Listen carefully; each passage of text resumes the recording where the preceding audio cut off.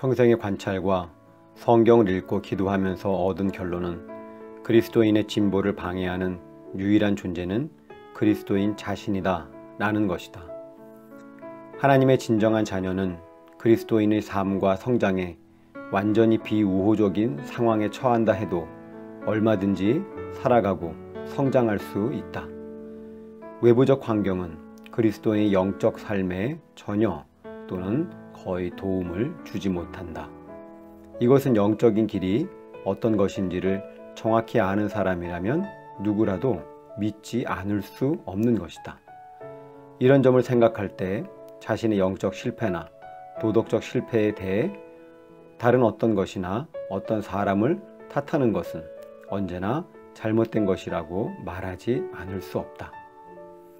하나님의 자녀들이 사막의 한 복판에서도 얼마든지 비옥한 땅에 있는 것처럼 성공적으로 성장할 수 있는 것이 하나님의 정하신 이치이다.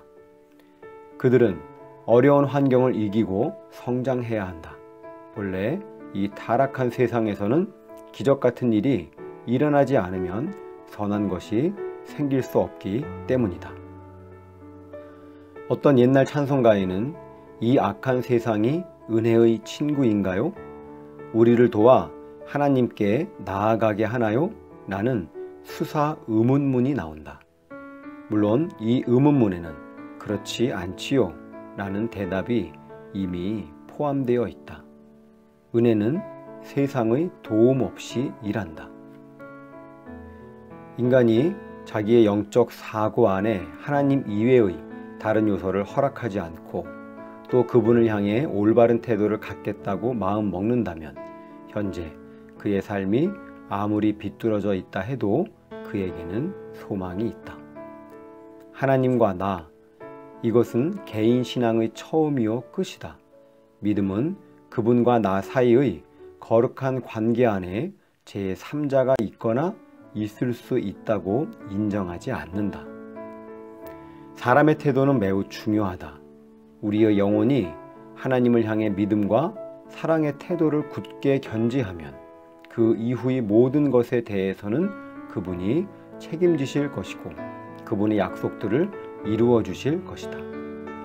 그리스도인이 아무리 고립된 곳에 산다 해도 하나님이 그를 그곳에 보내셨다면 이 세상 어디에서든 영적으로 승리하지 않을 수 없다. 그곳에 갈 때 그는 자기의 영적 환경을 스스로 지니고 가거나 그가 그곳에 도착할 때 하나님께서 그것을 초자연적으로 공급해 주시기 때문이다. 그의 영적 건강이 그 지역의 도덕적 기준이나 유행하는 종교적 신념에 의존하지 않기에 세상이 천번 변한다 해도 거기에 전혀 영향을 받지 않고 버텨낼 수 있다. 하나님의 위로부터 그에게 공급해 주시기 때문에 사실상 그는 세상 안에 있는 하나의 세상이며 피조세계에서 기적 같은 존재로 여겨진다.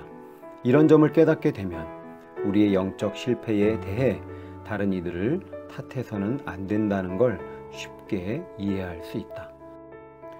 우리의 형편없는 영적 성과를 비우호적인 상황 탓으로 돌림으로 값싼 위로를 얻으려는 습관은 파괴적인 악이며 단 한순간도 용납되어서는 안 된다.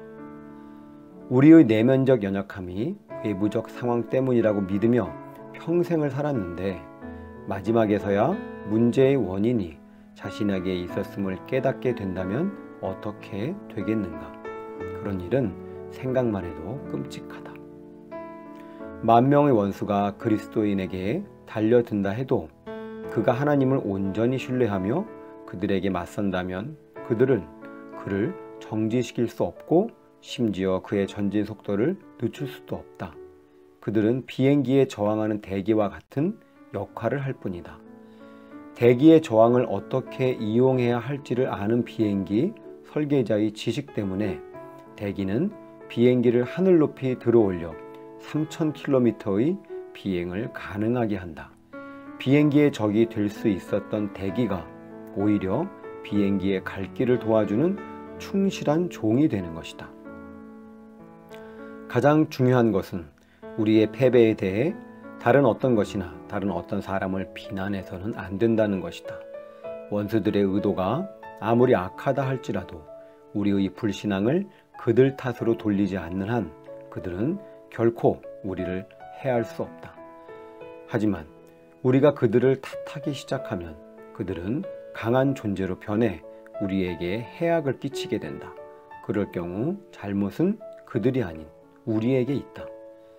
이 말이 이론적으로만 그럴듯하게 들린다면 가장 위대한 그리스도인들이 언제나 어려운 시대와 역경에서 탄생했다는 것을 기억하라.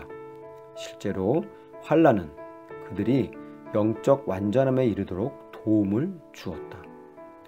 그들에게 자신을 의지하지 말고 죽은 자들을 일으키시는 주님을 의지하라는 교훈을 가르쳐 주었기 때문이다. 그들은 자신이 육신의 충동에 굴복해 불평하기 전에는 원수가 그들의 전진을 막을 수 없다는 것을 깨달았다. 그리고 불평을 멈추고 찬양을 시작하는 법을 천천히 배워 나갔다. 승리의 비결은 이토록 간단하면서도 아주 효과가 좋다. 가피풀 말씀 테마, 우리의 적은 우리 자신이다.